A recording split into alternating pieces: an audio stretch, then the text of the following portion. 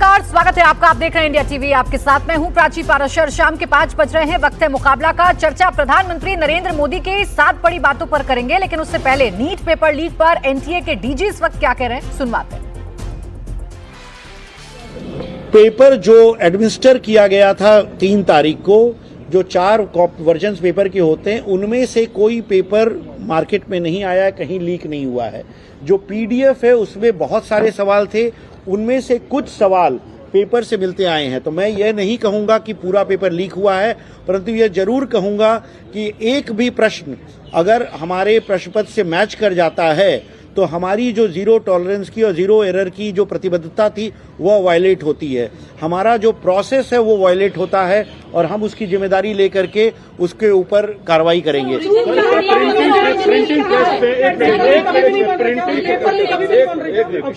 Paper leak कभी भी नहीं माना जाता। व्हाट्सएप पे जो प्रिंटिंग प्रेस जो है वो विसल ब्लोअर कहाँ का था, कौन से राज्य का था, क्या? देखिए, विसल ब्लोअर के कानून जो है, विसल ब्लोअर्स को प्राथमिकता देने का सबसे बड़ा रिक्वायरमेंट होता है कि विसल ब्लोअर की आइडेंटिटी को गोपनीय रखा जाता है।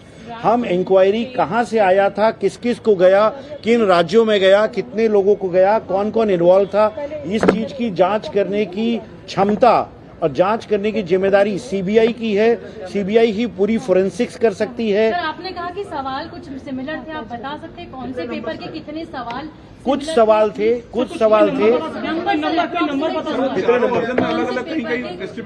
अभी हाँ,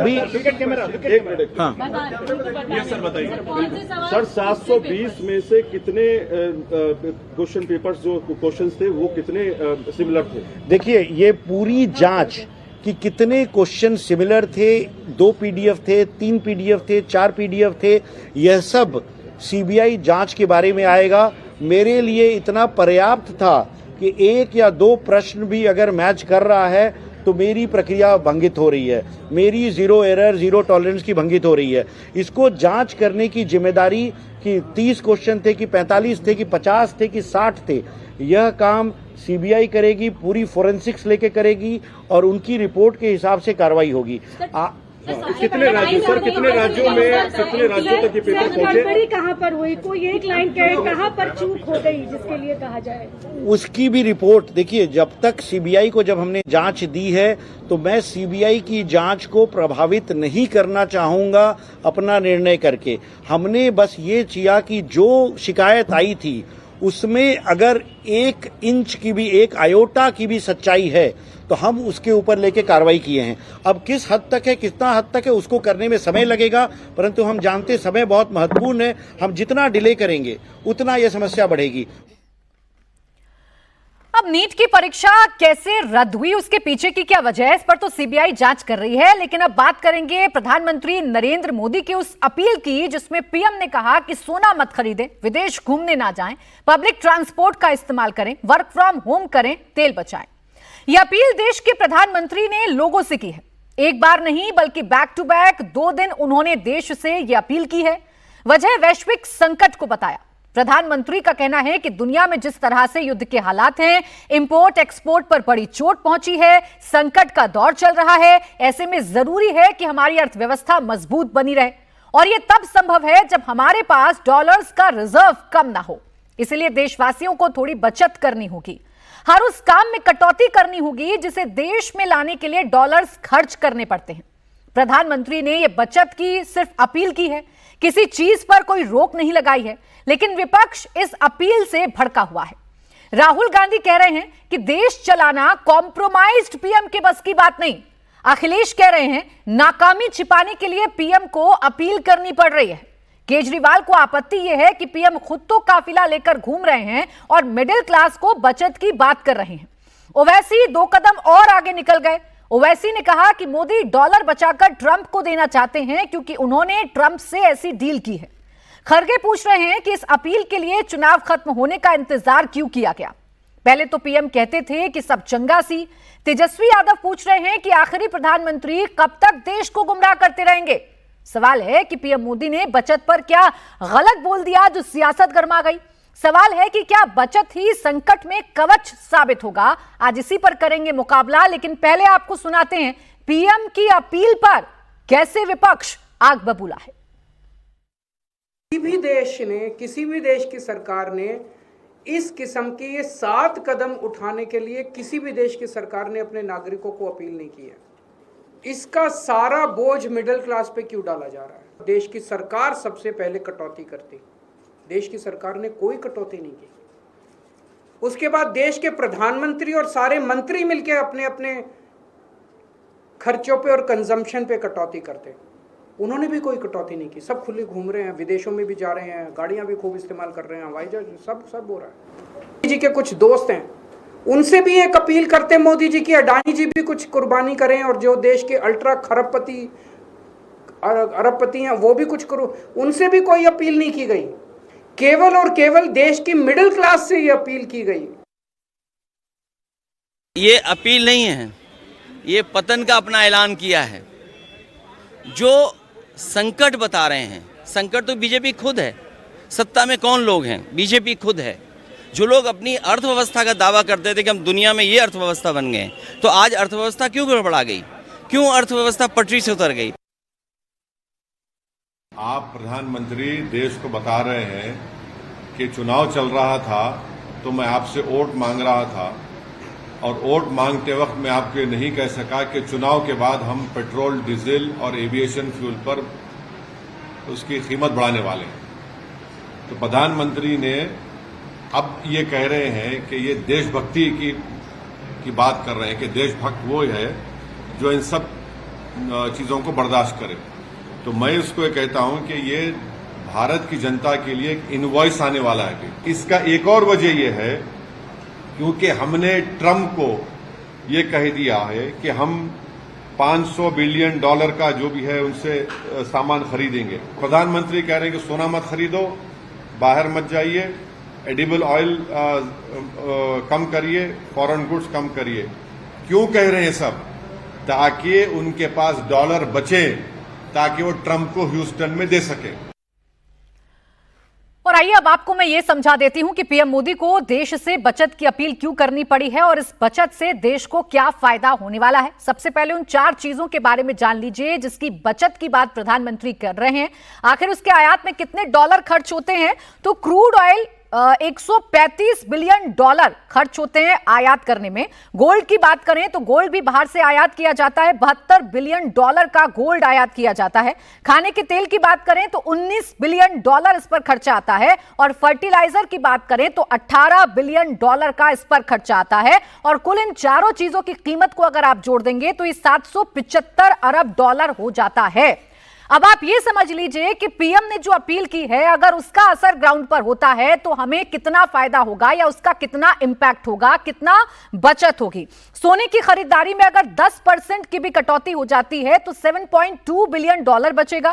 पेट्रोल डीजल के इस्तेमाल में अगर 10% की कटौती हो जाती है तो $13.5 बिलियन बचेगा। खाने के तेल का इस्तेमाल अगर 10% कम हो जाता है तो $1.95 बिलियन बचेगा, और फर्टिलाइजर का इस्तेमाल अगर 50% हो जाता है तो $7.3 बिलियन बचेगा।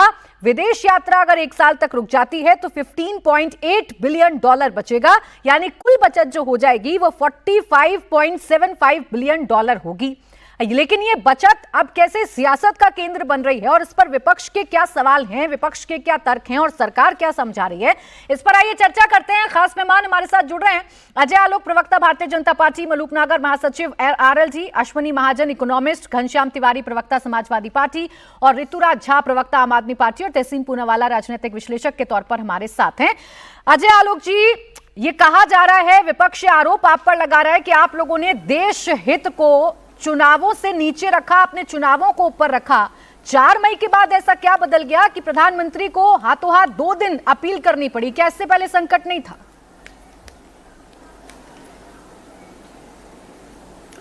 मूर्खों से अपेक्षा ज्यादा नहीं करनी चाहिए, इसलिए हम विपक्ष से ज्यादा अपेक्षा नहीं करते हैं। ये सब नहीं पता है कि 8 अप्रैल से जो युद्ध विराम शुरू हुआ था, वो 8-9 मई से युद्ध विराम ऑलमोस्ट घटने के आसार हैं। और इस बार ये वॉर अगर हुआ तो ये वॉर हम भी जानते हैं कि बहुत लंबा चलेगा। इसमें यूएई से लेके तमाम गल्फ कंट्रीज और खासकर यूके, ब्रिटेन वगैरह सब इसमें आ रहे हैं। और एक येलो ऑरेंज अलर्ट तूफान के पहले भारत सरकार आज से नहीं जारी कर रही है, बहुत दिन से जारी करती है। तो अगर किसी को चेतावनी के तौर पे किसी चीज़ को बोला जाए और किसी को बचत करने के लिए बोला जाए तो उसमें हर्ज क्या है? भाई आपसे पैसा कोई मांग रहा है, आपसे कोई गहना मांग रहा है, आपसे कोई बोल रहा है कि सरकार को दान कर दीजिए, ये सब तो कोई नहीं कह रहा है। कह रहा है कि अपने पैसे बचा लो, विदेश यात्रा भी मत करो, आपको नहीं मानना है मत मानिए। हिंदुस्तान टाइम्स की एक रिपोर्ट आई है प्राची जी, वो कहते ही है, ये रिपोर्ट जो है ये एनर्जी एजेंसी की रिपोर्ट है और energy crisis policy response tracker. ये कहता है कि 82 देश जो हैं वो अलग अलग तरीके ले रहे हैं, जैसे ऑयल कंजम्पशन कम करना है, स्पीड लिमिट इम्पोज करना है, फ्यूल राशनिंग करनी है, restricting the use of private vehicles करना है। 14 देश ऐसे हैं जिन्होंने वर्क फ्रॉम होम इंप्लीमेंट कर दिया है, स्कूल यूनिवर्सिटीज़ को बंद कर दिया है, इवन कि एयर कंडीशनिंग का लेवल भी कम कर दिया है। ये एनर्जी क्राइसिस सिर्फ हमारे लिए नहीं, ये पूरे देश के लिए। लेकिन इसमें भी विपक्ष को लगता है कि भैया ये मोदी जी ये क्यों कर रहे हैं, चुनाव के समय नहीं था। अरे जब युद्ध विराम चल रहा था तब चुनाव हो रहे थे, युद्ध विराम में लगा कि युद्ध विराम सॉल्व हो जाएगा, भारत की तो जहाज आ ही रहे थे हॉर्मुज से। लेकिन अब अगर युद्ध हुआ, जो कि अगले 3-4 दिनों में पिक्चर क्लियर होगी, अगर युद्ध हुआ तो निश्चित तौर पे सप्लाई इफेक्टेड होगी, तो बचत करने को कहा जा रहा है। अब बचत करने में दिक्कत क्या है भाई? मिडिल क्लास पे कैसे बोझ पड़ेगा? क्या बोझ पड़ रहा है मिडिल क्लास पे? आपको बचत करने से मिडिल क्लास पे बोझ पड़ता है कि मिडिल क्लास की बचत होती है? अजीब से अजीब तर्क दिए जा रहे हैं। मतलब देश पे अगर क्राइसिस सही में जिस तरह के हालात बाकी देशों में हैं कि 40% 50% पेट्रोल डीजल के दाम बढ़ गए, राशनिंग हो रही है, स्कूल कॉलेजेस बंद कर दिया गया, वर्क फ्रॉम होम किया गया, वैसे हालात अगर भारत में होते तो आप सोचिए ये गैंडी कांग्रेस और ये सारे कांग्रेसी कैसे पागल की तरह नाच रहे होते हैं। वाह वाह वाह वाह, क्या अच्छा है, मोदी अब क्या करेगा, मोदी क्या करेगा। नहीं तो अजय आलोक जी, चलें ये बात समझ में आती है कि विपक्ष आपकी बात नहीं सुन रहा, कैसे बड़ी हो जाए उसमें ज्यादा खुशी होती है। चलें ये बात समझ में आती है कि विपक्ष आपकी बात नहीं सुन रहा, चूंकि विपक्ष में बैठे साथी हैं तो सरकार के फैसले की आलोचना करनी है, सरकार पर सवाल खड़े करने, ये बात तो चलिए समझ में आती है। लेकिन आपके तो अपने लोग मानने को तैयार नहीं है ना भाई। पहले घर से कटौती शुरू करिए, दूसरों से उम्मीद तो हम तब करते हैं ना जब हम खुद एक एग्जाम्पल सेट करते हैं। आज ही भोपाल की तस्वीर आई है, उज्जैन से भोपाल आपके ही एक नेता चल दिए 700 गाड़ी का काफिला लेकर। समझाइए ना उनको कि 700 गाड़ियों से कितना तेल कितना पेट्रोल खर्च होगा, बचत करिए। आप बिल्कुल ठीक कह रही हैं, इसीलिए मैं कह रहा हूं कि महाराष्ट्र सरकार ने पहल की है। सारे राज्यों को भारतीय जनता पार्टी एनडीए शासित के राज्य पहल करने जा रहे हैं। कांस फिल्म फेस्टिवल में जा रहा था एक प्रतिनिधिमंडल, उसको कैंसिल कर दिया गया। ऑनलाइन मीटिंग्स करने की कही गई है कि अधिकारियों को गाड़ी से कम यूज करना है। ये ऑलरेडी सारे सरकारों में ये निर्देश जा चुका है। और पार्टी में वो मध्य प्रदेश की न्यूज़ मैंने भी देखी थी, भारतीय जनता पार्टी भी निश्चित तौर पे हम लोग ये सारे पार्टी में देश भर में ये मैसेज भेजेंगे कि सबको अपने जगह पे कटौती करनी है। लेकिन तब भी मैं मानता हूँ एक आध दो हमारे में भी हैं जो करेंगे, इस तरह से सुधर जाएंगे। लेकिन इस तरह से हाय तौबा मचाना और देश में पैनिक फैलाना ये कोई नहीं कर रहा है। ये हमारा विपक्ष ही कर सकता है कि पैनिक फैलाओ। नहीं पैनिक नहीं सर, वो तो आपसे सवाल पूछ रहा है। अब चले विपक्ष के साथी यहाँ पर बैठे हैं, वो पैनिक नहीं, वो आपसे सवाल पूछना है, उनका तो सवाल पूछना अधिकार है। अब पैनिक लग रहा है आपको तो मैं पूछ लेती हूँ, बता दे घनश्याम तिवारी जी, पैनिक का बटन क्यों दबा दिया आप लोगों ने?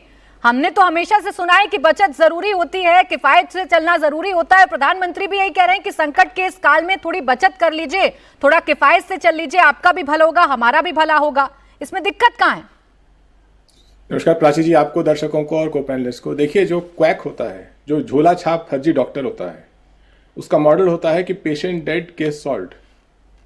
आज देश के प्रधानमंत्री का वही मॉडल है, पेशेंट डेड केस सॉल्व्ड।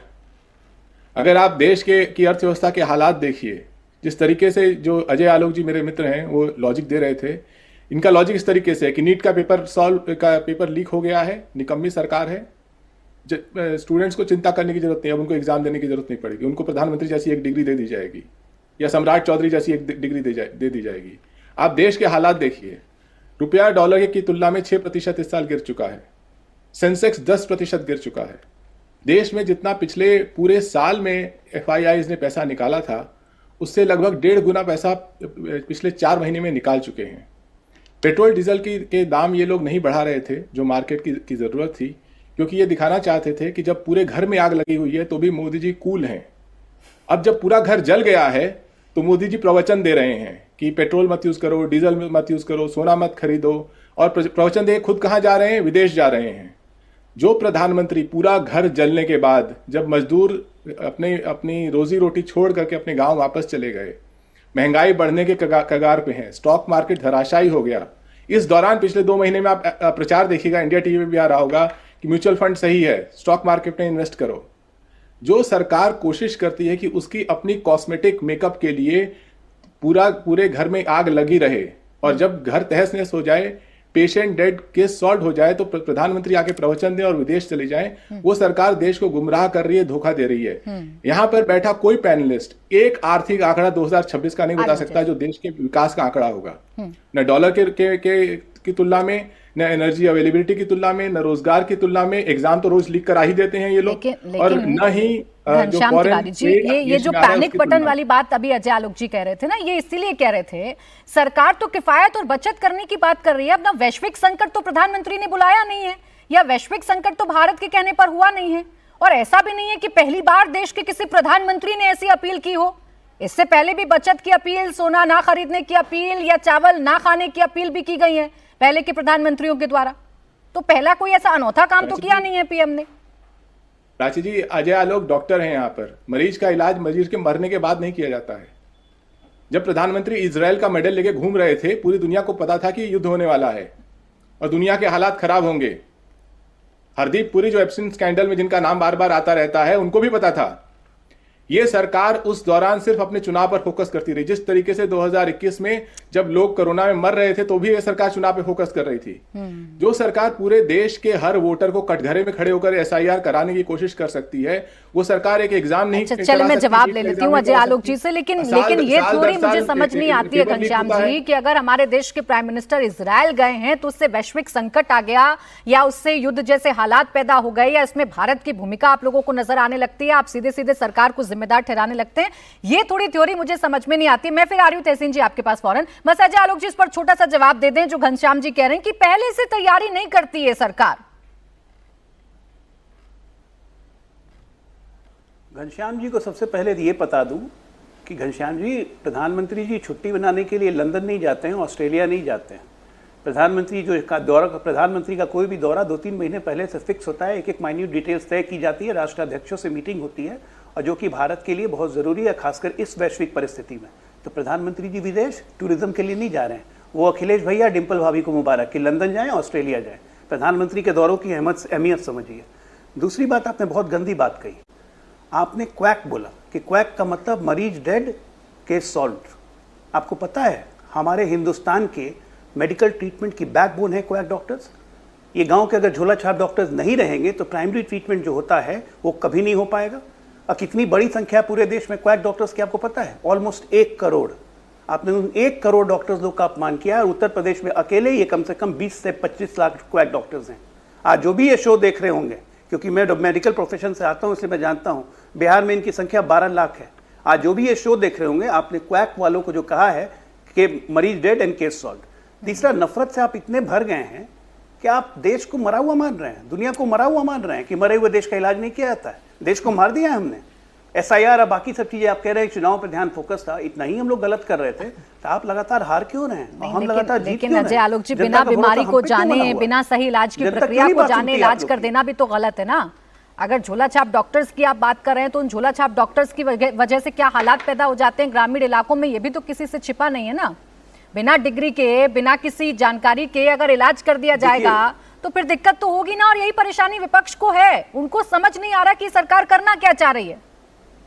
जी नहीं, तब विपक्ष को होमवर्क ठीक से नहीं होता है। एक आयुष्मान जो हमारा खुला है, आयुष विभाग अलग से खुला है जो इन डॉक्टर्स को ट्रेंड भी कर रहा है। विपक्ष को जानकारी नहीं है ना, पूरी जानकारी लेके बैठा करें कि सरकार ने क्या क्या मूलभूत चेंजेस किए हैं। आयुष डॉक्टर्स खुला है जो इनको ट्रेन करता है। मैं जवाब दूसरी बात, मैं एक लास्ट लाइन कह के कहूंगा कि नफरत में ये इतने अंधे हो चुके हैं कि समाजवादी पार्टी के सांसद, मैं तो नमाजवादी कहूंगा, इनके सांसद ने प्रधानमंत्री को खुले मंच से गालियां दी। गालियां, ये कौन सा राजनीति है भाई? आप नफरत में मतलब प्रधानमंत्री के खिलाफ बोलने पे उनकी सबको गाली देना, उनको माँ बहन को गाली देना शुरू कर देते हैं। बिहार में माँ को गाली दी, समाजवादी पार्टी के सांसद ने उनको गाली दी। इतने अच्छे बोल थे कि क्या कहने। और उसके बाद जवाब घनश्याम तिवारी जी देंगे, लेकिन बात अगर अर्थव्यवस्था की करूं, तहसीन पूनावाला जी अपने बाप की इज्जत नहीं करते, प्रधानमंत्री की। ठीक है तहसीन पूनावाला जी, हमारे देश का इतिहास ही बताता है कि जब जब संकट आता है तब तब हम अपने देश के लोगों से उम्मीद करते हैं। और प्रधानमंत्री ने जो कहा, ऐसे पहले के जो प्रधानमंत्री हैं वो भी कई बार अपील कर चुके हैं, लेकिन पीएम मोदी की अपील इतनी क्यों चुभने लगी है? इसमें क्या खराबी दिखने लगी है? थैंक यू प्राची जी, मुझे आपके साथ शो में शिरकत करने का मौका मिला और मुझे बार बार मौका मिलता है आपके साथ शो में शिरकत करने का। आपको याद होगा प्राची जी, आप ही के शो में भाजपा के अन्य प्रवक्ता थे, अजय आलोक जी तो बहुत उनके अच्छे प्रवक्ता है, मेरा मजाक उड़ाया था जब मैंने कहा था इस चुनाव के बाद हमें संकट आएगी, हमें परेशानी आएगी। मजाक उड़ाया था, कहा था कि मैं नेगेटिविटी में डूब रहा हूं, मेरे जैसे नेगेटिव व्यक्ति, ये आपके शो पे कहा गया था। आज वही बात आदरणीय प्रधानमंत्री जी बोल रहे हैं। ये बात होने वाली थी, हम सब जानते थे। चीन ने क्या किया? चीन ने 1.4 बिलियन बैरल क्रूड ऑयल को सेव किया। भारत के पास कितना है? 21 मिलियन बैरल ऑयल। अब ये जो हमारा स्ट्रेटेजिक रिजर्व्स है, इसकी कल्पना आदरणीय वाजपेयी जी ने की थी, फिजिकल इंफ्रास्ट्रक्चर मनमोहन सिंह जी ने बनाया था, उसका उद्घाटन मोदी जी ने किया था। सेकेंड फेज अब तक खत्म नहीं हुआ, यहां तक कि पहली बात है। अब आते हैं दूसरी बात के ऊपर। जब आदरणीय मनमोहन सिंह जी ने बात कही थी कि हमें सोना नहीं, चिदम्बरम जी ने और उसके पहले नेहरू जी ने कोरिया के युद्ध के समय, मैंने अभी ट्वीट किया है, आदरणीय मोदी जी जब विपक्ष के नेता थे, मुख्यमंत्री थे गुजरात के, 2013 में मनमोहन सिंह जी का मजाक उड़ा रहे थे। 2020 में नेहरू जी का मजाक पार्लियामेंट में आदरणीय मोदी जी उठा रहे थे, प्राइम मिनिस्टर कह रहे थे कोरिया युद्ध पे इन्फ्लेशन आता है, ये उनके शब्द है, मैंने ट्वीट किया है, मैं उस पर आऊंगा। अब आते हैं वर्तमान पे। मैं फिर भी मेरे प्रधानमंत्री के साथ चलने को तैयार हूं, मैं 100% प्रधानमंत्री के रास्ते पर चलने को तैयार हूं। आदरणीय प्रधानमंत्री एक नोट करते कि जितने भी बाबू है केंद्र सरकार में और राज्य सरकार में, ये पब्लिक ट्रांसपोर्ट इस्तेमाल करेंगे। जितने भी मंत्री, मैं आदरणीय प्रधानमंत्री की बात नहीं कर रहा, आदरणीय गृह मंत्री की नहीं, रक्षा मंत्री की नहीं, उनको सुरक्षा की जरूरत है, पर बाकी लोग जो है वो 2-2 गाड़ी ही चलाएंगे, 20-20 गाड़ी का काफिला नहीं होगा। आज हेमंता बिस्वा शर्मा जी का स्वेरिंग इन था, क्या जरूरत थी सबको आने के लिए? आप वर्चुअली कर लेते, आप कर लेते जूम के ऊपर, क्या दिक्कत थी? काहे आप फिजिकली उधर? एक एक चीफ मिनिस्टर, एक एक डेप्यूटी चीफ मिनिस्टर प्राइवेट हवाई जहाज में आ रहा, क्यों? आप आ जाते, एक एक कैबिनेट एक एक प्लेन के अंदर आ जाता, कमर्शियल प्लेन से आते, क्यों नहीं आ रहे आप? उसा सारे एक बस में जाते, पार्लियामेंट में आप ये मैंडेट करते, जितने भी एमपीज है विपक्ष के भी, वो एक बस में आएंगे पार्लियामेंट में, क्यों आप नहीं करते? ये चीज आप क्यों नहीं करते? और जहां तक सवाल है सोना का, यहां पर मैं अपनी बात समाप्त करता हूं। जो आप और मैं या अजय भाई सोना खरीदते, घनश्याम भाई सोना खरीदते, वो बहुत मामूली सा सोना खरीदता। सोने में जो एक्चुअली ब्लैक मार्केट, जो ब्लैक का पैसा ब्लैक का पैसा छुपाने के लिए जो सोना खरीदते, वो है जजेस, वो है ब्यूरोक्रेट्स और वो है मंत्री। आपने उन पे क्या हमला किया सोने को लेकर? आपने नोटबंदी की सोने को लेकर, कुछ नहीं किया, इसीलिए सोने को वो लोग तहसीन जी, आपने तो पिछली सरकारों की बात मुझे खुद ही याद दिला दी, और उस पर प्रधानमंत्री नरेंद्र मोदी जब तत्कालीन मुख्यमंत्री थे गुजरात के, आपने उनका वाक्य भी मुझे बता दिया। मैं आ रही हूँ अजय आलोक जी, फिर आप रिस्पॉन्ड कर दीजिएगा। तो मतलब इसका तो मैं ये निकालू ना कि अभी जो प्रधानमंत्री ने कहा है वो तरीका तो सही है, गोल्ड खरीदने से बचत, तो गोल्ड ना खरीदने से बचत तो होगी, डॉलर बाहर नहीं जाएगा। हमारे जो डॉलर के ऊपर इस वक्त जो प्रेशर आ रहा है प्राची जी, हमारा वर्स्ट परफॉर्मिंग करेंसी है, और इसका कारण केवल युद्ध नहीं, युद्ध एक कारण है, लेकिन इसका कारण है निर्मला सीतारमण जी की फाइनेंस मिनिस्ट्री और उनकी पॉलिसीज, जिसके वजह से हमारा रुपया is the worst performing currency in Asia. ठीक है, अजय आलोक जी दीजिएगा छोटा सा जवाब। तहसीन जी कह रहे हैं कि जब हम ये करते थे तो आप लोग मजाक उड़ाया करते थे, आज जब आप कर रहे हैं तो हम सवाल तो कम से कम पूछेंगे ना। देखिए, कोरिया युद्ध, जब नॉर्थ कोरिया साउथ कोरिया का युद्ध हो रहा था 1962 में, तो कोरिया युद्ध के कारण कभी हमारी ऑयल और एनर्जी क्राइसिस नहीं हुई थी, लेकिन देश में इन्फ्लेशन 1962 में सही में बढ़ी हुई थी, 61 में 70 तक बढ़ी हुई थी, भुखमरी थी, खाने की नौबत नहीं थी। प्राइम मिनिस्टर अपील करते थे, खुद भी फास्ट करते थे और देश को भी कहते थे फास्ट करने। उस वक्त का देश और आज के देश में बहुत अंतर है। आज जो खाड़ी युद्ध हो रहा है उसके कारण इन्फ्लेशन बढ़ेगा, क्योंकि हमारी ऑयल एक्सपोर्ट्स नहीं आए, ऑयल इंपोर्ट हम नहीं कर पाएंगे, LPG नहीं कर पाएंगे। दोनों में जमीन आसमान का अंतर है तहसीन भाई, आप जानते हैं इस चीज को, लेकिन शब्दों से आप उसको बदलना चाह रहे हैं, वैसा होगा नहीं ना। बाय द वे, कांग्रेस को तो आपसे बढ़िया कोई जानता नहीं है, so you must be knowing कि पैसे को गोल्ड में कैसे कन्वर्ट किया जाता है, इसीलिए कांग्रेसियों के यहाँ बहुत गोल्ड मिलते हैं। चलिए ठीक है, हमारे यहाँ तो ये कल्चर नहीं है। नहीं भाई, वो एक सुझाव भी दे रहे हैं, अब इस सुझाव पर आगे आपसे बात करूंगी, अन्य मेहमानों को भी चर्चा में ले आती हूँ। ऋतुराज झा जी, आपके नेता को भी मैं सुन रही थी, उनकी भी वैसी ही शिकायतें हैं जैसे बाकी विपक्षी नेताओं की शिकायतें। आप मुझे बताइए ना, प्रधानमंत्री एक अपील कर रहे हैं, इसमें आपको ऐसा पीछे छिपा हुआ कौन सा हिडन एजेंडा नजर आ रहा है जिस पर आप लोगों का इतना विरोध है या इतना गुस्सा है? प्राची जी, देश हित में पहले भी बहुत सारे प्रधानमंत्रियों ने अपील की है और देश ने माना भी है, और हम तो प्रधानमंत्री जी की बात को मानने को तैयार हैं। लेकिन आज तक इतिहास में जितने भी लीडर्स ने अपील किया, महात्मा गांधी जी ने कहा कि भाई फॉरेन का कपड़ा मत खरीदो, तो सबसे पहले खुद पे अपने ऊपर इंप्लीमेंट किया और स्वदेशी कपड़ों को जो है सो इजाद करके उसको पहनावा किया। अगर शास्त्री जी ने कहा कि एक वक्त खाओ तो खुद भी उपवास किया। इसी प्रकार से हम यही तो कह रहे हैं कि पहले खुद पे तो इंप्लीमेंट करो। आप तो बड़ी बड़ी रैलियां कर रहे हो, आप तो हजारों गाड़ियां लगा लगा करके लोगों को ला रहे हो, आप बड़ी बड़ी रैलियां कर रहे हो और दूसरे को कह रहे हो जी वर्क फ्रॉम होम करो। अरे वर्क फ्रॉम होम करो, आप जो है सो डिजिटल रैली करना शुरू करो, आप जो है सो अपने नेताओं का काफिला बंद करो, उनकी विदेश यात्रा बंद करो। अरे देश को जरूरत है अगर किसी चीज को करने की तो देश के लोग करेंगे।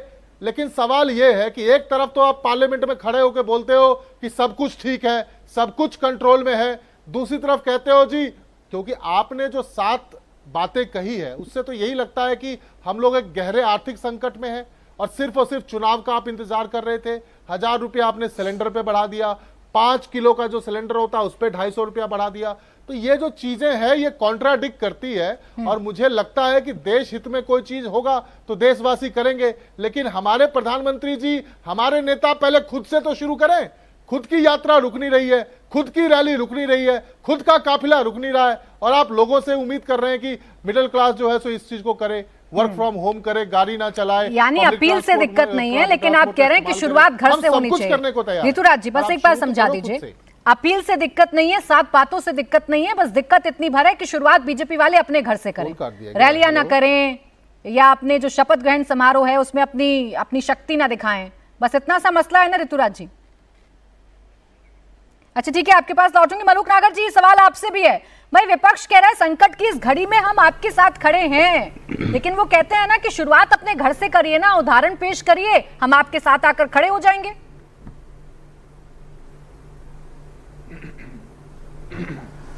प्राची जी, ये साथ खड़े हैं या नहीं खड़े हैं ये तो इनके स्टेटमेंट से पता लगेगा। जब पिछला सदन चल रहा था लोकसभा का तो 24 मार्च को माननीय प्रधानमंत्री जी ने कहा कोरोना जैसे हालात आ सकते हैं, और अभी ये कह रहे हैं कि अब क्यों करा, पहले क्यों नहीं बोला, पहले क्यों नहीं करा। तो पहले बोल दिया था, इनको समझ नहीं आ रही है, जब नहीं बोलते तो अब ऐसे कह रहे हैं। अच्छा, अभी हमारे कुछ साथी प्रवक्ता जो सो कॉल्ड इंडिया गठबंधन का पार्ट है वो कह रहे हैं कि जो अब करा है अब तो देश के हालात ये हो गए, पहले करना चाहिए था। तो क्या इनकी बात को ये समझें कि जो अब ये आरोप लगा रहे हैं कि लोगों पर वजन पड़ रहा है, ये पहले से ही डीजल और पेट्रोल तेज कराना चाहते थे, लोगों से तेज डीजल और पेट्रोल मिले, क्या ये लोग ये चाहते थे? दूसरा, अगर आज विदेशी मुद्रा कोष को हमारा देश अपने पास रख करके और कुछ रिक्वेस्ट करके उन पे सावधानी के तहत माननीय प्रधानमंत्री कह रहे हैं, तो क्या इन्हें दिक्कत है कि हमारे देश की मुद्रा कोष मजबूत रहे? इसमें भी दिक्कत है। अगर वो कहते हैं बाहर से घी तेल उन्हें मत मंगाओ, अगर वो घी तेल कम खाएं, लोगों की सेहत भी अच्छी हो, बीमार भी ना हो, तो क्या ये नहीं चाहते कि लोगों की सेहत अच्छी हो, लोग सही हो? यानी कि देश भी बीमार हो जाए इनके अनुसार, लोग भी बीमार हो जाएं, और उसके लिए हम कोई पाबंदी हमारे देश के प्रधानमंत्री लगा नहीं रहे। अगर वो कोई सुझाव दे रहे हैं तो इन्हें उसमें भी बुराई दिख रही है। तो प्राची जी, इनको आज के परिवेश में देश का आकलन करना, देश के लोगों का आकलन करना, ना मलूक नागर जी, इनको बुराई नहीं दिख रही, चाहते हैं, इनको बुराई नहीं दिख रही, दृश्य बिल्कुल अलग है। चाहे तहसीन जी हों, चाहे घनश्याम जी हों, ऋतुराज झा हों, या जितने भी नेताओं के बयान में अभी तक सुना रही थी, वो ये कह रहे हैं भाई आप अगर मान लीजिए आर्थिक संकट आने वाला है, मान लीजिए वैश्विक संकट की वजह से हालात खराब होने जा रहे हैं, तो आप अपने घर से शुरुआत कर दीजिए ना। अपने कार्यक्रम आप रोकेंगे नहीं, अपनी रैलियां आप रोकेंगे नहीं, आपके अपने नेता 700 गाड़ियों के काफिले से चलेंगे और उम्मीद करेंगे देश की जनता से। तो ये तो बेईमानी है ना मलूक नागर जी। फिर आ रही हूं तहसीन जी। अभी हमारे साथी जो प्रवक्ता हैं बीजेपी के अजय आलोक जी, उन्होंने कहा कुछ लोग ऐसे होते हैं, नहीं तो ज़्यादातर एनडीए के लोग देश के बारे में, देश के लोगों के बारे में माननीय प्रधानमंत्री की सोच के अनुसार चलते हैं। ये बताएं जरा कांग्रेसी, वो रेड लाइट और वो इतने काफिले सब प्रधानमंत्री ने बंद कर दिए। अभी हमारे साथी कह रहे थे पूनावाला साहब, तहसीन साहब, कि भाई वो सांसद सारे उसमें जाने चाहिए बस में। अरे एक एक कार में 4-4 सांसद आज भी जाते हैं, ये पहले वाला तुम्हारा जो पहले यूपीए का कार्यकाल या आज सो कॉल्ड इंडिया गठबंधन का जो है, उस तरह एनडीए में नहीं है। एनडीए में सरल और साफ लोग हैं, उस तरह का दिखावा नहीं। अगर प्रधानमंत्री एक अपील करते, 2013 में पी चिदम्बरम ने, कांग्रेस के वित्त मंत्री थे, सोना के बारे में, सोने के बारे में उस बात का तो जिक्र खुद तहसीन जी ने कर दिया। अब देखिए, मेरे साथ अश्वनी जी हैं, उनसे बेहतर मुझे सिचुएशन को कोई समझा नहीं पाएगा। उनके पास मैं जाऊं ताकि उनसे मैं पूरी सिचुएशन को समझूं। उससे पहले तहसीन, आप जो रिस्पॉन्ड कर रहे हैं जल्दी से छोटे में कर दीजिए। अश्वनी जी इंतजार कर रहे हैं बहुत देर से। मैं भाजपा की हर बात और मालूक साहब की हर बात मानने को तैयार। पिछले 3 हफ्तों में 3 राज्यों में भाजपा ने फ्री एलपीजी का ऐलान किया। अगर ये समस्या है भाजपा की रिस्पॉन्सिबल थी, हम तो खराब है, हम तो 1947 से देश को हमने बर्बाद किया, आप तो बहुत अच्छे है ना, तो आपने क्यों किया उसका एहसान। दूसरी चीज मैं फिर से आपके शो पे कह रहा हूं, जो डॉलर के मुकाबले रुपये में कमजोरी आई, जो वर्स्ट परफॉर्मिंग करेंसी है, इसका एक सबसे बड़ा कारण आदरणीय निर्मला सीतारमण जी की मिनिस्ट्री और उनके पॉलिसीज। सबसे ज्यादा हाई नेटवर्क इंडिविजुअल्स भारत छोड़ते गए टैक्स टेररिज्म और जीएसटी एक्सटॉर्शन की वजह से। तीसरी चीज, इस सवाल का किसी व्यक्ति ने जवाब नहीं दिया कि जो स्ट्रेटेजिक रिजर्व्स की कल्पना वाजपेयी जी और मनमोहन सिंह जी ने की थी, जिसकी कल्पना सेकेंड फेज होने था, वो काम आज तक शुरू नहीं हुआ। मैं लगातार ये सवाल पूछ रहा हूं, अगर हम वो करते, हमारे पास स्ट्रेटेजिक रिजर्व ज्यादा होते चीन की तरह, क्यों नहीं किया गया था, उसकी जिम्मेदारी कौन लेता है? ठीक भाई, इसका जवाब तो अजय आलोक जी बेहतर देंगे। बस उससे पहले अश्वनी जी आप मुझे समझा दीजिए, सरकार ने जो कहा और विपक्ष जो कह रहा है, उन तमाम बातों में सच्चाई क्या है? हमारे देश में इस वक्त क्या हालात हैं? वैश्विक संकट का क्या असर पड़ सकता है? और जो पीएम कह रहे हैं उससे हालात कितने बदलेंगे? देखिए प्राची जी, जब से ये युद्ध शुरू हुआ है तब से लेकर हमारा जो फॉरेन एक्सचेंज रिजर्व्स हैं वो 38 बिलियन डॉलर कम हो चुके हैं। और उसके पीछे कई कारण हैं। तेल महंगा मिल रहा है, इसके साथ ही साथ जो फॉरेन पोर्टफोलियो इन्वेस्टर्स हैं, इसलिए नहीं कि भारत कोई कमज़ोर हो रहा है, इसलिए बल्कि वो सेफ हेवंस की तरफ, जैसे पूरी दुनिया में इनका एक एजेंडा चलता है, उसके नाते वो भारत से और पूरे 2025-26 में लगभग 2 लाख करोड़ रुपया वो भारत के शेयर बाजारों से निकाल के ले गए हैं। ऐसे में पिछले 2025-26 के यदि हम आंकड़े देखते हैं तो देखते हैं कि 50 बिलियन डॉलर का हमारा जो ट्रेड डेफिसिट है वो पहले से ज्यादा हो गया था पिछले साल की 24-25 की तुलना में। तो ऐसे में क्या हम अपने फॉरेन एक्सचेंज रिजर्व्स को खत्म कर दें? ये भी एक बहुत बड़ा विवश प्रश्न हमारे सामने है। और जहां तक प्रधानमंत्री की अपील का प्रश्न है, जो भी उन्होंने कहा है, जो 7 बिंदु उन्होंने कहे हैं, मैं बार बार उनको रिपीट नहीं करूंगा, तो उसमें सब में एक केंद्र बिंदु है, और ये है कि हर जगह हम फॉरेन एक्सचेंज कैसे बचा सकते हैं, चाहे वो तेल का उपयोग कम करके, चाहे सोना कम खरीद करके, चाहे वो जो केमिकल फर्टिलाइजर्स है, फॉरेन टूर्स हैं। मुझे ऐसा लगता है कि इस समय पूरे देश को एक होने की जरूरत है, और सभी जो विपक्षी पार्टियां हैं वे भी इस विषय को ध्यान से समझ लें, क्योंकि देश बचेगा तो हम सब बचेंगे जी। चाहे वो एक पॉलिटिकल पार्टी है या दूसरी पॉलिटिकल पार्टी है। ये जो फॉरेन एक्सचेंज रिजर्व्स है ये मोदी जी का नहीं है, ये फॉरेन एक्सचेंज रिजर्व्स जो है ये देश का है। अगर देश में घाटा बढ़ता है और हमारा रुपया कमजोर होता है तो हमारा सबका रुपया कमजोर होता है। वो हर पॉलिटिकल पार्टी जिस देश को रिप्रेजेंट कर रही है उसका रुपया कमजोर होता है। इसलिए मुझे ऐसा लगता है कि राजनीति को अलग रखते हुए, जैसे कि सब काफी प्रवक्ताओं ने ये कहा कि हम मोदी जी की बात मानने के लिए तैयार है, बशर्ते कि वो ये करें। मुझे लगता है कि हमें कोई शर्तें रखने की जरूरत नहीं है। शर्तें रखें, आप पॉलिटिक्स करते रहें, लेकिन जनता को एक अपील करें, जो मोदी जी कह रहे हैं वो ठीक कह रहे हैं, हाँ हम उनसे ये और अपील सर, ये आपने अच्छी बात कही है और मैं इस पर बात भी करना चाह रही थी, फिर अजय आलोक जी के पास आऊंगी। अब देखिए, मैं फिर तहसीन जी आ रही हूँ। घनश्याम जी बहुत देर से कुछ कहना चाह रहे हैं, मैं बस एक बार उनके पास चली जाऊं। घनश्याम तिवारी जी, सिर्फ मोदी विरोध करना है इसलिए हर बात का विरोध करना है? ये तो देश के ऊपर संकट है ना, जैसा अभी अश्वनी जी कह रहे हैं, और इसमें हम सबको एकजुट होकर इससे निपटना होगा, ना कि ये कह के कि आपने क्या किया और मैंने क्या किया, ये सब दिखाकर। प्राची जी, संकट आज नहीं आया। जिस दिन प्रधानमंत्री जी मेडल पहने थे उसके अगले दिन युद्ध शुरू हुआ, संकट शुरू हो गया था। अगर आप आंकड़े देखिए तो पूरी दुनिया में हर देश में जहां पे एक जिम्मेदार प्रधानमंत्री है, जो अपने आप को एक ग्लोरीफाइड इन्फ्लुएंसर की तरह नहीं, प्रधानमंत्री की तरह ट्रीट करता है या प्रेसिडेंट की तरह ट्रीट करता है, दुनिया के हर देश में जो पेट्रोल और डीजल की खपत है वो कम हुई। भारत में अप्रैल में पेट्रोल डीजल की खपत पिछले साल की तुलना में 6% बढ़ गई। क्यों? क्योंकि यही सरकार गुमराह कर रही थी, यही हरदीप सिंह पुरी, यही नरेंद्र मोदी जी गुमराह कर रहे थे कि सब चंगा है। क्यों गुमराह कर रहे थे? वो दिखाना चाहते थे कि दुनिया में जहां युद्ध चल रहा है भारत शक्तिशाली दृष्टि से खड़ा है। शक्तिशाली दृष्टि से खड़ा था क्या? नहीं। जैसा कि अभी महाजन जी ने कहा कि जिस तेजी से विदेशी इन्वेस्टर्स ने भारत से पैसा निकाला है, जिस तेजी से हमारा करेंसी गिरा है, जिस तेजी से हमारे एनर्जी रिजर्व्स कम हुए हैं, अब जब स्टॉक मार्केट में इस तरीके से आहत हुई है तो आपको क्या लगता है कि लोग सुरक्षित रहेंगे? इसका क्या असर पड़ेगा? इंटरेस्ट रेट बढ़ेगा, महंगाई बढ़ेगी, लोगों के रोजगार खतरे में आएंगे। जो गरीब अपने गांव चला गया है क्योंकि वो एक 5 लीटर का सिलेंडर नहीं खरीद पा रहा था, तिवारी जी, लेकिन उस वक्त तो आप लोगों को दिक्कत इस बात पर भी थी ना, जब प्रधानमंत्री ने कहा था कि कोरोना जैसे हालात बन सकते हैं, तब भी तो आप लोगों ने सवाल उठाए थे ना, उस पर भी तो आप लोगों ने शंका व्यक्त की थी ना। आपने कहा था डरा रहे हैं, डरा रहे हैं। भाई उस वक्त भी चेतावनी दी थी और आज भी चेतावनी दे रहे हैं। एक सेकंड, प्रधानमंत्री जी ने बोला कि कोरोना जैसे हालात है, उसके बाद प्रधानमंत्री जी आसाम के बागानों में फोटो खिंचाने लगे, पूरे गली मोहल्ले बंगाल में टोला घूम करके रैली करते रहे, उनके नेता सैकड़ों हेलीकॉप्टर के साथ घूमते रहे। ये इस तरह की धोखेबाजी से देश तंग आ चुका है। ये सबका साथ सबका विकास वाली धोखेबाजी है, ये परीक्षा पे चर्चा वाली धोखेबाजी है, जो नीट का एग्जाम लीक हो जाता है। घनश्याम तिवारी जी पर सीधा कहे ना, आपत्ति तो बंगाल है, ये असली टीज, ये असली खींच तो बंगाल है। बंगाल में जो हो गया, बंगाल में जो मोदी ने किया, बंगाल में जो बीजेपी ने किया, असली खींच तो वहां से आ रही है।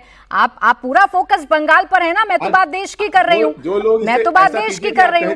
भाई आप रोक लेते ना, अरविंद केजरीवाल जी भी गए थे प्रचार प्रसार करने के लिए, आप रोक लेते इंडिया अलायंस के बाकी नेताओं को। आप कह दीजिए अपने दर्शकों से कि अगर आपका रोजगार जा रहा है, आप अपना घर नहीं चला पा रहे, तो इसको आप बंगाल के नजरिए से देखिए। नहीं मैं नहीं कह रही सर, नहीं मैं नहीं कह रही हूँ। नहीं घनश्याम तिवारी जी, आपने कहा, ये आपने परिभाषित किया, आपने परिभाषित किया, आपने याद दिलाया प्रधानमंत्री चाय के बागानों में क्या कर रहे थे, आपने याद दिलाया कि बंगाल में क्या हो रहा था। और रही बात आपके कंसर्न की, उसका जवाब देंगे अजय आलोक जी। अजय आलोक जी, कंफ्यूजन सिर्फ इस बात को लेकर है। तिवारी जी एक साल भर बच्चा मेहनत करता है। ओके तिवारी जी, आ गई आपकी बात, आ गई। यहाँ अजय आलोक जी, दिक्कत है, ये है कंफ्यूजन, ये है, ये आप लोगों से सवाल ये है कि आप लोग ये तो कह रहे हैं कि जनता को क्या करना है, लेकिन आप लोग ये नहीं बता रहे कि हमारी सरकार क्या कर रही है, हम इससे कैसे निपट रहे हैं। सबसे पहली बात बता दूं कि हमारे पास आज भी स्ट्रैटेजिक रिजर्व 60 दिन का मौजूद है।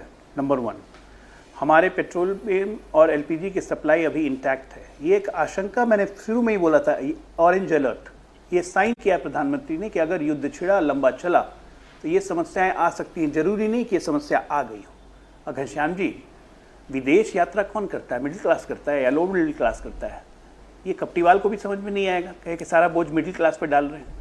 किसी को अगर बोला जाए कि भैया तुम विदेश यात्रा नहीं करो, तो उस पर बोझ आ जाता है, बोझ आ गया उस पर। तो कौन सी बात, आप लोग कैसी बात कर रहे हैं? आप अभी स्टॉक मार्केट की बात कर रहे थे कि 2 लाख करोड़, ठीक है, चलिए निकल गया। कितने % ऑफ द पॉपुलेशन है स्टॉक मार्केट में इंडिया के? मुश्किल से 15% भी नहीं होंगे। 22 करोड़ 70 लाख आपका डीमैट अकाउंट है पूरे हिंदुस्तान में। ये पूरे हिंदुस्तान की आबादी है। ये तो रिच क्रोनिक कैपिटल सिंड्रोम में आप लोग बात कर रहे हैं, किन लोग को इफेक्ट होगा, उनके पैसे डूब गए। हम यहाँ आम लोगों की बात कर रहे हैं। गांव का व्यक्ति जो बैठा हुआ है, अगर वो 50 ग्राम भी अगर तेल कम खर्चा करना शुरू कर दिया, एक गांव का व्यक्ति, और पूरे गांव ने ऐसा कर दिया, पूरे शहर ने ऐसा कर दिया, तो क्या ये इससे फायदा नहीं होगा? फर्टिलाइजर्स जो हम यूज़ करते हैं, जो बाहर से मंगवा रहे हैं, उसके जगह अगर हम नेचुरल ऑर्गेनिक फार्मिंग को बढ़ावा दे रहे हैं कि आप ये करो, तो उससे फायदा नहीं होगा। झूठ मूठ का for the heck of criticising, आप क्रिटिसाइज करते चले जाओगे, उससे कुछ होगा नहीं ना। आप बंगाल की आपको चिंता हो रही है, बंगाल में ना आप 3 में थे ना 13 में थे। यूपी की चिंता कीजिए महाराज, इस बार 50 का भी आंकड़ा नहीं क्रॉस करेंगे, जैसे लक्षण जा रहे हैं। ये बाल रंग लेते हैं ना लाल लाल लाल, और इधर साइड से भी लाल लाल लाल, वो देख रही है यूपी की जनता, ठीक है ना। बाल रंगने का फलसफा मिला है ममता दीदी को, अभी अखिलेश को भी मिलेगा। नहीं भाई, यूपी बंगाल सियासत, चुनाव, इस पर तो हम साल भर चर्चा करते रहते हैं। यहाँ प्रॉब्लम सिर्फ इतनी है, आप लोग इतने कंसर्न हैं, आप लोग इतने सीरियस हैं, आप पहले से अपील कर रहे हैं, आप आने वाले संकट से चेता रहे हैं। तो कांग्रेस के कुछ नेता तो ये भी कह रहे हैं भाई आप लोगों का तरीका ही गलत है। प्रधानमंत्री एक रैली में जाकर देश के नाम संबोधन करने लगते हैं, आप बाकायदा संसद में खड़े होकर अपनी प्लानिंग क्यों नहीं बताते हैं? आप जब स्पेशल सेशन बुला सकते हैं विमेन एम्पावरमेंट के लिए, तो देश पर आ रहे संकट को लेकर क्यों नहीं बुला सकते? फिर आ रही हूं तहसीन जी। संकट अभी आया कहाँ है? आ सकता है, हम ये कह रहे हैं। संकट आया कहाँ है भाई? संकट आया नहीं है, संकट खड़ा कर दिया। संकट आ सकता है, पीएम ने ये कहा है। उसके लिए तैयारी हम आज से कर लें तो क्या बुराई है। और अभी जब मानसून सेशन ऑफ पार्लियामेंट होगा, अगर मान लीजिए तब तक वॉर खत्म हो गया, प्रधानमंत्री ने यह भी कहा जब तक चीजें सामान्य नहीं हो जाए। अब मान लीजिए अभी ट्रंप चीन जा रहे हैं, कोई डील स्टक हो गई, वॉर खत्म हो गया, चीजें सामान्य हो जाएंगी महीने 2 महीने के अंदर। प्रीएम्प्टिव मेजर्स लेने में दिक्कत क्या है? हमारे घर के बड़े बूढ़े हमें नहीं कहते हैं कि बचत क्या करो, बचत क्या करो। बचत करने में भी आफत है, दिक्कत ही है ना।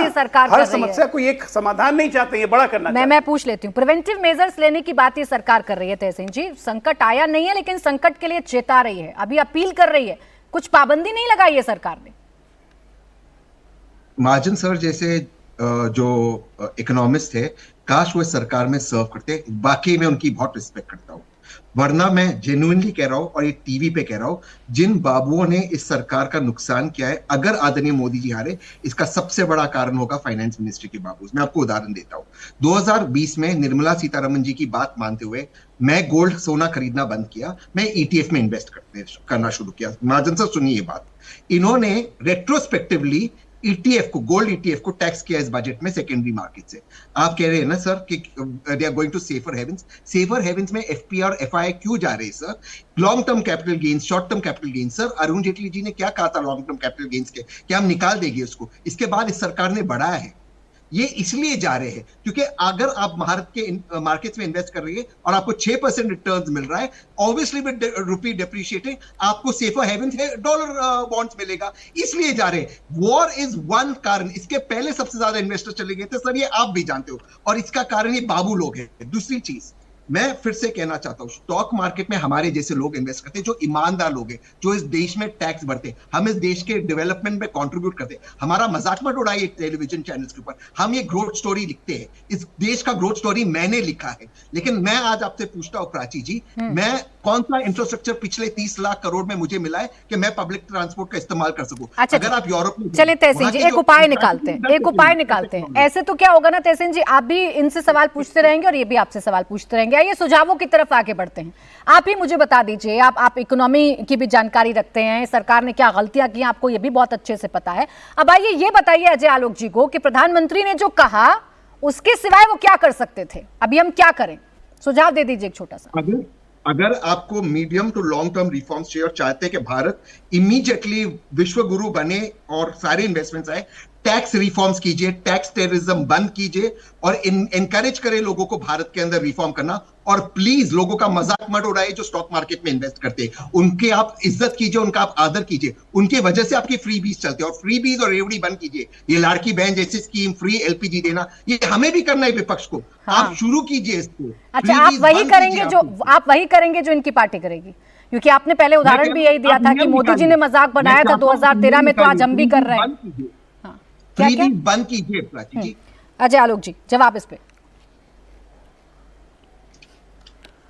तहसीन जी जो मुझे सलाह दे रहे हैं मैं बिल्कुल मानता हूं। हम लोग एकदम बिल्कुल स्टॉक मार्केट की मैं इज्जत करता हूं और मैं वेल्थ क्रिएटर्स की इज्जत करता हूं। तो ये बात तहसीन जी हमें समझाने की जगह राहुल गांधी जी को समझाइए ना, जो हर बात में अंबानी अडानी किए रहते हैं, उनको समझा दीजिए। वेल्थ क्रिएटर हैं, स्टॉक मार्केट में उनका स्टॉक चलता है, लोग खरीदते हैं, पैसा कमाते हैं, आप भी कमाते हैं। राहुल गांधी का खुद का स्टॉक का वेल्थ इतना बढ़ गया है, इलेक्शन डिक्लेरेशन फॉर्म में देखा। उनको समझाते नहीं है तहसीन भाई, हम लोग को लगते हैं समझाने। राहुल गांधी पे मुंह चुप हो जाता है, कुछ बोलते नहीं है आप। अडानी अंबानी के क्या देश के ग्रोथ स्टोरी में हाथ नहीं है? बता दीजिए आप ही।